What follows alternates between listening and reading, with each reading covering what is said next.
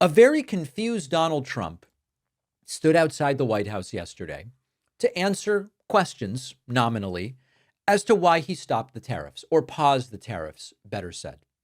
Trump doesn't know.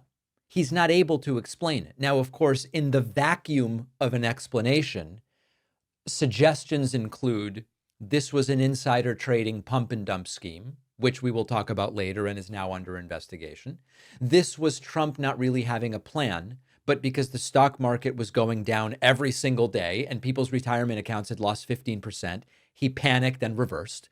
But when Trump is actually asked for an explanation, why did you pause the tariffs? The explanations leave a little something to be desired. Here is Trump asked, was it the bond market that made you pause? See if you can make heads or tails out of this answer. It does take guts, believe me. Was it the bond markets that persuaded you to reverse course? I was watching the bond market. The bond market is very tricky. I was watching it, but if you look at it now, it's beautiful. The bond market right now is beautiful. But yeah, I saw last night where people were getting a little queasy. I think everything had. Well, the big move wasn't what I did today. The big move was what I did on Liberation Day. Right. We had Liberation Day in America. We're liberated from all of the horrible deals that were made, all of the horrible trade deals that were made. And I was helped by people. Notice everyone standing behind Trump looks like they're at a funeral listening to this. Just like this, senator, congressman, and friends, right? All right. So he doesn't really know. Was it the bond market? Well, I don't know. I looked at it, but it was last night or it was today. And really the thing was the Liberation Day thing, but people were getting queasy. It doesn't really sound like every aspect of this was part of a beautifully orchestrated master plan. It doesn't sound like that at all. Trump on the market going back to still being below where it was before this fiasco started. Again, Donald Trump claiming complete and total victory. You know, I think in financial markets, because they changed. Look how much it changed today. We went from, pretty moderate today, but over the last few days, it looked pretty glum, to, I guess they say it was the biggest day in financial history. That's a pretty big change. And I think the word would be flexible. You have to be flexible. Like he's asking the question about some companies. Some companies, through no fault of their own, they happen to be in an industry that is more affected by these things than others. You have to be able to show a little flexibility.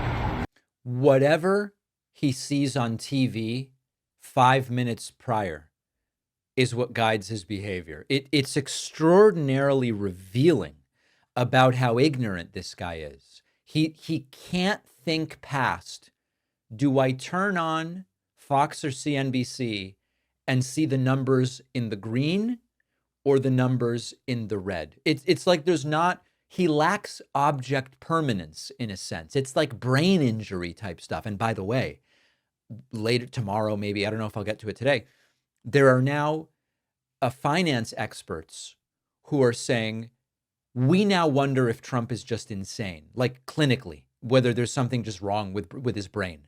Which is funny that eventually everybody comes around to the exact same conclusion. Trump was asked, would you consider giving exemptions to the tariffs if and when they are put back in place? It's just all nuts. Would you consider exempting companies that are being particularly hit hard? And Trump says he will use instinct to decide that. This guy's instincts are no good. So the fact that he's going to employ instinct is terrifying.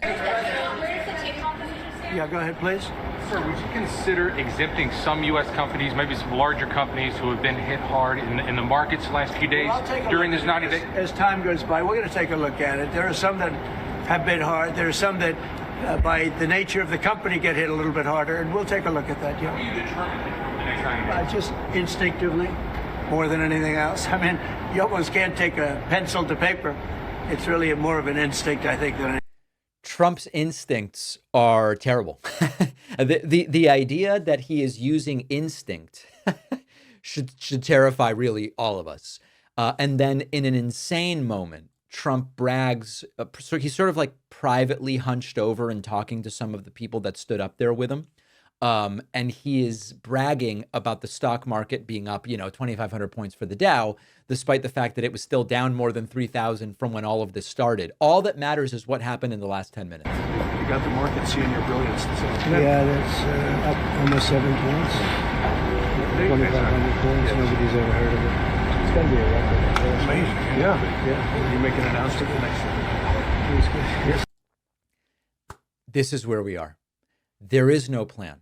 There is no master plan. It's reacting to what happens in the moment. And if you want to talk Kafkaesque, you've got to see this next one.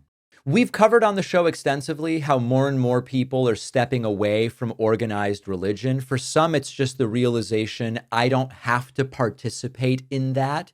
And all of a sudden, we have seen a serious shift. But not everybody is okay with that shift. Christian nationalism is on the rise. They are working overtime to put their beliefs into the law, into our schools, even into our personal lives. It's sort of like, hey, I respect your right to believe whatever you want, but just don't make me live by it. And that is where the Freedom from Religion Foundation comes in. Our sponsor, the Freedom from Religion Foundation, fights to keep church and state separate. This is what the founders intended. So whether you've always been secular or you've left religion behind, or you have beliefs that you don't think should be part of our government, FFRF has your back. Join the David Pakman Show in helping FFRF. Go to ffrf.us/freedom or text David to 511-511 and become a member today.